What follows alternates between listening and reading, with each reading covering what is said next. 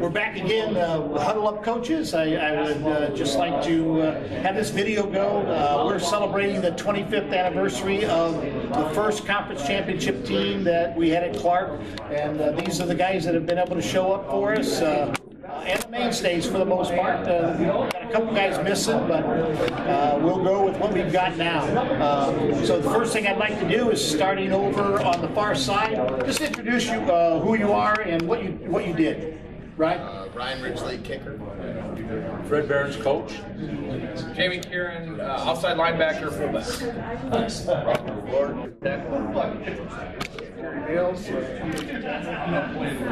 And I'm Gary Ridgely, the head coach. And let's preface this a little bit. Fred is, always cutting himself out a little bit. Fred was in charge of the defense.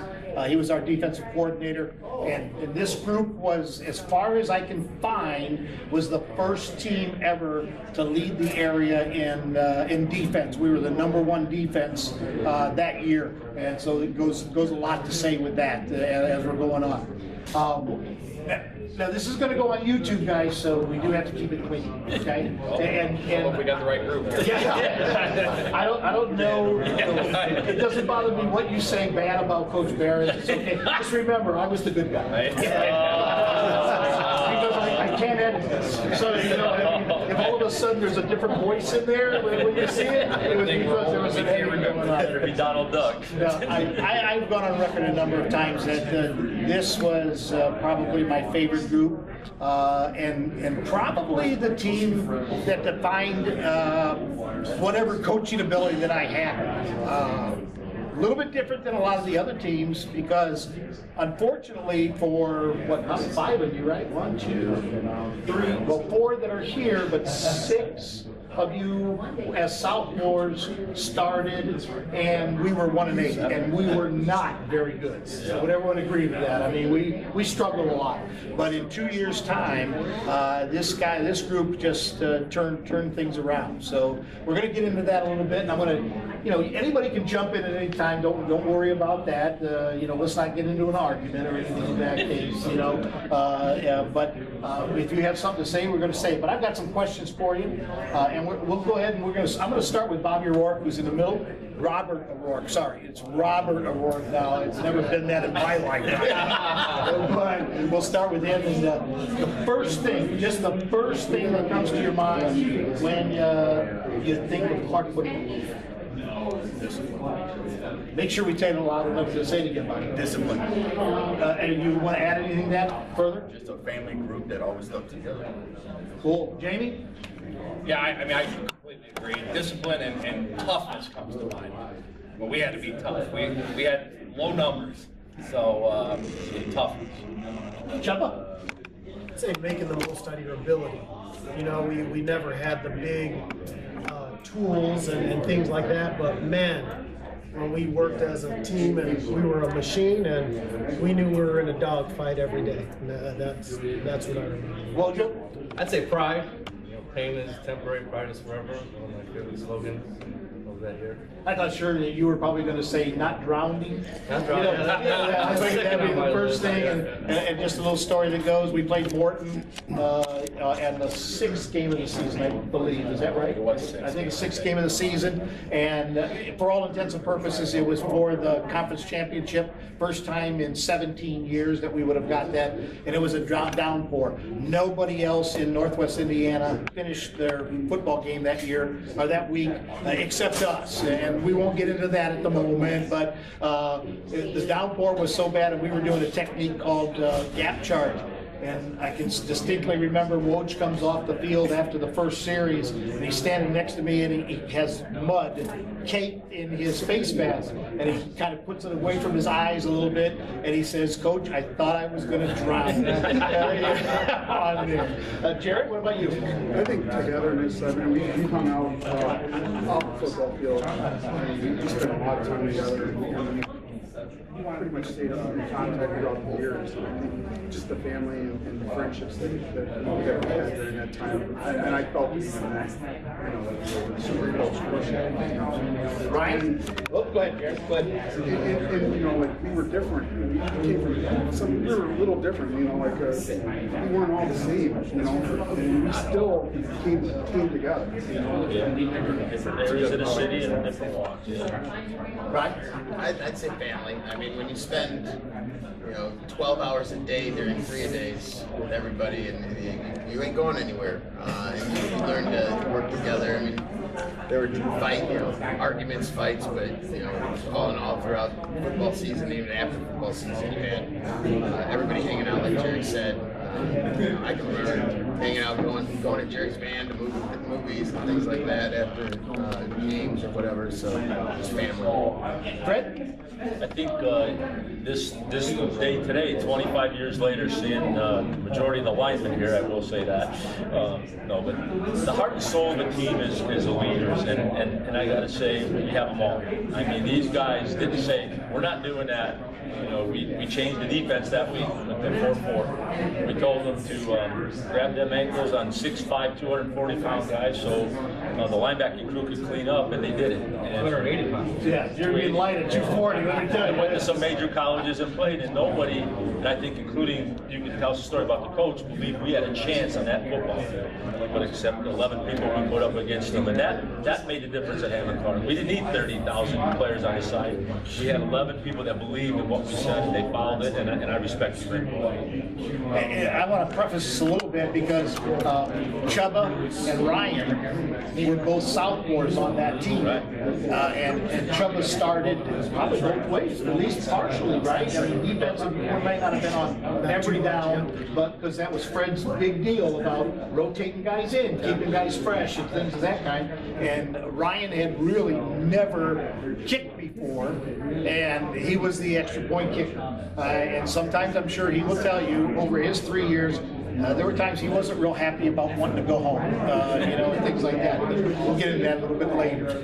Anybody else have anything to say on that question to start with? Now we're missing what? Kenny Atkins, Jay Stoker, and Dustin. Nathan Beller. But I guarantee you those 4 guys would pick this 100%, right? Would you agree? Kenny Hughes too. Kenny Hughes is a junior that year and fit right in, absolutely, and had some, and Joe Hetzel. Joey Hetzel was also one of them that was a mainstay. All right, this group, as I said earlier, was a little bit special, and they started out 1-8 as sophomores, and the seniors, Bobby and Jamie and Jerry, you didn't play that year, correct? Your sophomore year? I did. I started. I ended up Not playing. Yeah, not being able to hack it. I kind of left the Right, and I want to bring that up a little bit later, and I want you to be as honest as you possibly can about it. But along with Nathan and Kenny Atkins and Dustin and Jay Stoker, all of those guys started as sophomores. Is that correct? Did you say that? Yeah, and we took our lumps. There's no doubt. So, what were you guys thinking, if anybody, when you were 1-8? Could you see the future to conference championship 2 years later? Anybody want to start? Well, I don't know if we can see the future. What I will say is I think we believed because we were constantly told that that was going to happen. I mean, from day one, you guys remember, I mean, if I'm wrong, but I mean, you guys preached to us from day one that just keep working, just keep working, just keep working. It's going to happen, it's going to happen. And it didn't happen sophomore year, but you could see about midway through junior year, our year, that it was starting to click. It was going to be special. So, I mean, that's my take. Bobby, what do you think? No, I agree 100%. That's what you preach. It's a building here. And it wasn't always easy. I can specifically think of a Bishop Knoll game with Bobby. We had preached all week long that their punter wasn't that good, and that he sometimes short kicked, and we wanted to make sure we didn't give them more chances than they should have had. And so we told them, you know, when the ball is punted, get away from it, get away from it, get away from it. And I want to say it was their first punt. And the goal was short, and Bobby Rourke was going back there and running, and we're yelling poison, poison, poison, and he didn't understand that word, I don't think. And the ball hit him in the leg, and they recovered it. And I had to send another player in to have a discussion with Bobby. You didn't discuss anything? No, there was no discussion. I thought you were going to bring up the time you hung him from the bleachers upside down on the neck. I mean, his mom didn't sue you or anything, did she? No. I watched it broke down. I never know. Yeah. Notice I don't wear it. Anybody else have anything about sophomore year, anything like that? And we said we went 5-5 the next year. It was a stepping stone. But I do think when we walked in, and when you guys were seniors, I think you guys had it in your mind that you thought you were going to be pretty good. Would you agree to that? Joe Coach? Yeah, well, I agree 100%. The conditioning program we had in the springtime and then in the summertime, and then just in the paper is not giving us any respect, not giving us any props, and so just fueled us extra, Sure. And we're going to prove everybody wrong, and we did.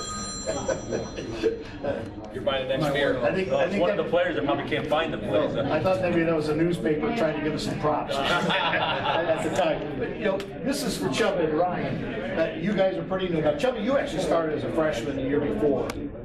You were playing offensive line, I think, and your brother was on that team, so that was kind of a special deal and things. But now you're coming in as a sophomore with this group, and they could have been pretty tough on you guys, actually. What was your feeling as a sophomore? Did it bother you that the seniors might look down on you? They didn't. They didn't. It was like little brother. And, even going back, I want to go back to that because I was in 8th grade the year they were sophomores. Yeah. And even then, I had one of the coaches, I think it was Coach Schlesinger, coming to pick me up, and these guys adopted me then. I remember distinctly Bobby, Dustin, Scheidler, and them guys, I was coming to work out as an 8th grader from Spohn, and I remember that. And they adopted me back then. So coming in, as a sophomore with these guys, they gave me respect. I think because they knew I worked hard, and I wasn't a joke, and I wasn't out there trying to get anything, not get anything I wasn't entitled to. I was trying to get things I was earning, and I was trying to earn their respect. But they looked out for me like, I'm the youngest of 6 brothers. And I think in that environment, I was the youngest of about, a lot of brothers. These guys looked out for me, and they steered me right, and they shook my head around a little bit when I was doing, maybe not holding up my end of the deal. And but no, it was family. That was the thing. We were blood brothers. Well, Ryan, I don't know if you want to say the story, but yeah, go ahead. Just to kind of echo what Chubb was saying, that they took us in and they didn't look down on us. They didn't put us as we were underclassmen. The story that was just brought up, I was kicking extra points and field goals, and every time I missed one, everybody else on the team had to run, and I probably missed 4 or 5 in a row, and it's now in my head. I can't even focus. And a couple of the guys came over and goes, "Hey, we're gonna make this one. Don't worry about us. We can handle it." And then kind of put my head back on straight, and then was fine after that. But it wasn't that they got mad because they were the ones running. I'm sure they weren't real happy, especially the one that I think it was Dustin that I kicked right into his back. But there was no seniors versus underclassmen. It was just family. And again, Ryan had never kicked before, but I think, Bobby, do you remember this story? Because you were the guy that walked up to him, and I think Jamie was with them. I think a bunch of the seniors walked up. I distinctly remember it. Do you? Go ahead, tell us. Well, I just remember Bobby putting his arm around Ryan and saying, "I don't know what you're worried about. We're going to run regardless. We're going to run all of these." So just kick the damn ball through the upright and let's go. And that's what I remember distinctly. Am I right? The words that he actually said is, Ryan, you know your dad. Yeah. And if we don't have to run a lot, we're going to have to run after you kick 10 in a row. We're still It don't matter. If he doesn't get the conditioning in, we're going to still run. And it was true. He must have kicked 6 or 7 in a row after that, and everything was fine. But it was a pressure situation. That was the whole idea. I was trying to put pressure on him because you never know in a game that it could have been an important situation. And in fact, the very first game we played, where we actually lost 18-13 to Lake Station, we went ahead 13-12, or it was 12-12. We had scored. He actually kicked his first extra point to put us ahead 13-12, and then we had a defensive miscue on a long pass that they were able to score on, and that's how they beat us. But it was just a learning experience. Now, could I do that today? Probably not. I don't know that I could. Although I can coach today. I can attest to that. yeah, Jamie coaches high school right now, and we've talked at length. The only good thing about it is Ryan could not go home and tell his dad and have his dad go yell at the coach. It would have been a little tough for that to happen, I would have to say for sure. And you couldn't fill out a police report. Again, first thing comes to your mind, what have you taken from Clark football from your years in high school to today, to life? And it doesn't have to just be today, but I mean, to the future. We're going to start with Logan. Anything? Yeah, I guess the biggest thing when I first started in the working world and everything, and then bosses coming down hard on you and whatnot like that. I was already used to that, From Coach Barron's, right? Yeah. From Coach Barron's yelling at you all the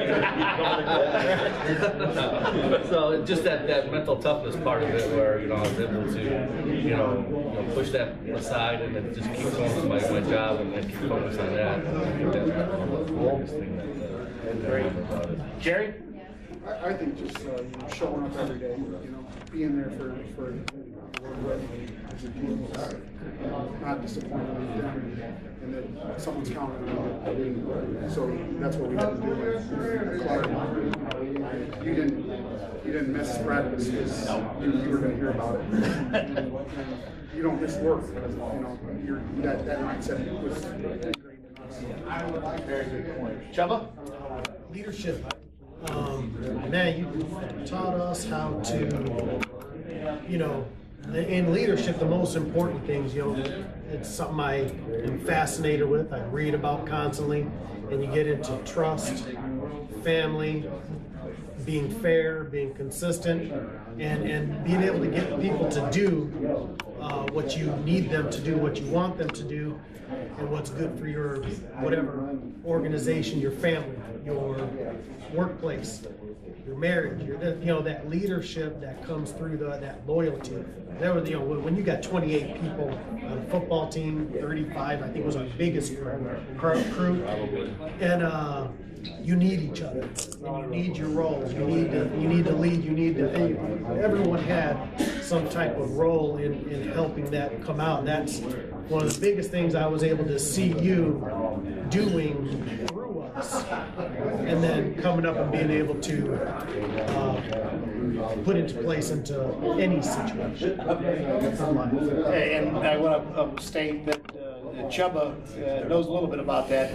Real quick, explain your job now, where you're at and what you do. Right now I'm assistant superintendent in the human resources department. Worked up from being a coach, teacher, assistant principal, and I think the reason, the thing that is there that I give Coach Ridgely, besides him and God, the credit for is instilling that leadership that I was, and I swear to this day my grades were not great, my grades were nothing, but once I remember distinctly, 23 years old, and I think I wrote you a letter about it. Thanks, Coach. Clicked, and I was able to transfer everything literally from football to life. That's when things started to really take off.